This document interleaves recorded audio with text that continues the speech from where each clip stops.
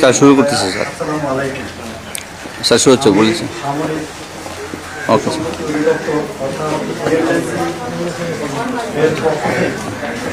যে এই সমস্যা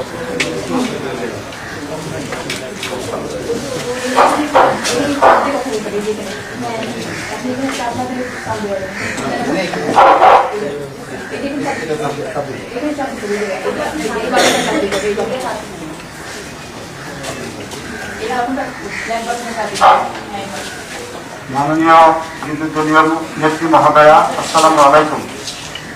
আমি সামরিক বেসম্পত্তি অধিদপ্তর অর্থাৎ বিএমএনসির পক্ষ থেকে আপনাকে যথাযথ সম্মান প্রদর্শন করব আমাদের বক্তব্যকে গুরুত্বের সাথে বিবেচনা করার জন্য বিনীত অনুরোধ জানাচ্ছি। প্রথমত, বাংলাদেশ সশস্ত্র বাহিনী এদেশেরই সম্পদ এবং আমাদের প্রতি আপনার সমর্থন ও সহযোগিতা কৃতজ্ঞতার ভরে পালন করছি।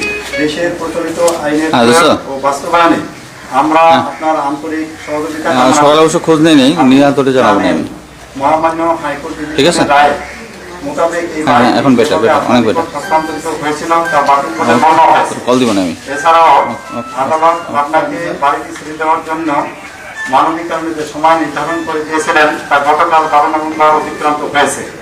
হাইকোর্টের এই রায়ের বিষয়ে সুপ্রিম কোর্টের এপিলেট বিভাগে রিভিউ আপিলের যে আবেদন করা হয়েছে তাতে হাইকোর্ট কর্তৃক প্রদত্ত রায় বাড়ি ছেড়ে দেওয়ার 30 দিনের যে সময় বেঁধে দেওয়া হয়েছিল তার কোনো উল্লেখ না থাকায় বাড়িটি ছেড়ে দেওয়া এখন অনিবার্য বলে আমরা মনে করছি। দ্বিতীয়ত, রিভিউ আপিলের শুনানিটি যথাযথ আদালতে নিষ্পত্তি হলে তার রায় আমরা সকলেই মেনে নিই। আদালতের বিচার প্রক্রিয়া ও রায়ের প্রতি সার্বিকভাবে বিবেচনা করে এবং বাংলাদেশ সেনাবাহিনীর সমস্ত ভাবমূর্তিকে অক্ষুণ্ণ রাখতে আমাদের বিনীত অনুরোধ, সুপ্রিম কোর্টের চূড়ান্ত রায় না হওয়া পর্যন্ত আপনি অনুগ্রহ করে সেনানিবাসের বাইরে বসবাস করুন। এই জন্য আমরা আপনার প্রয়োজনীয় মালামাল নিয়ে যাওয়ার জন্য যথাযথ সহায়তা প্রদানের প্রস্তুত আছি।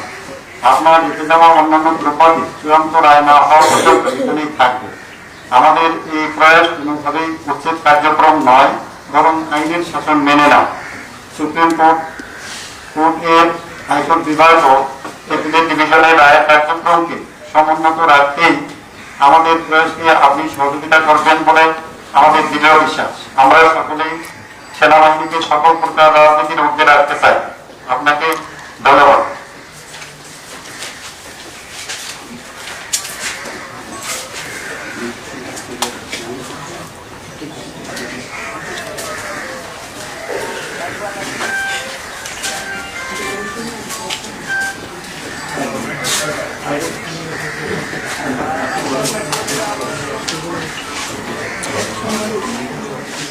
আমি সামরিক বেসম্পত্তি অধিদপ্তর অর্থাৎ বিএমএনসি এর পক্ষ থেকে আপনাকে যথাযথ সম্মান প্রদর্শন করব আমাদের বক্তব্যটি গুরুত্বের সাথে বিবেচনা করার জন্য বিনীত অনুরোধ জানাচ্ছি। প্রথমত, বাংলাদেশ সশস্ত্র বাহিনী এদেশের সম্পদ এবং আমাদের প্রতি আপনার সমর্থন ও সহযোগিতা কৃতজ্ঞতার ভরে স্মরণ করছি। দেশের প্রচলিত আইনের প্রয়োগ ও বাস্তবায়নে আমরা আপনার আন্তরিক সহযোগিতা কামনা করছি। আপনি জানেন, মহামান্য হাইকোর্ট ডিভিশনের রায় মোতাবেক এই বাড়িটি যেভাবে আপনার নিকট হস্তান্তরিত হয়েছিল তা বাতিল বলে গণ্য হয়েছে। এছাড়াও আদালত আপনাকে বাড়িটি ছেড়ে দেওয়ার জন্য মানবিক কারণে যে সময় নির্ধারণ করে দিয়েছিলেন তা তা গতকাল 12 নভেম্বর অতিক্রান্ত হয়েছে। হাইকোর্টের এই রায়ের বিষয়ে সুপ্রিম কোর্টের অ্যাপিলেট বিভাগে লিপ্ত অ্যাপিলেট যে সিদ্ধান্ত দেওয়া হয়েছে তাতে হাইকোর্ট কর্তৃক প্রদত্ত রায়ে বাড়ি ছিঁড়ে দেওয়ার 30 দিনের যে সময় দিতে দেওয়া হয়েছিল তার কোনো উল্লেখ না থাকায় বাড়িটি ছিঁড়ে দেওয়া এখন অনিবার্য বলে আমরা মনে করছি।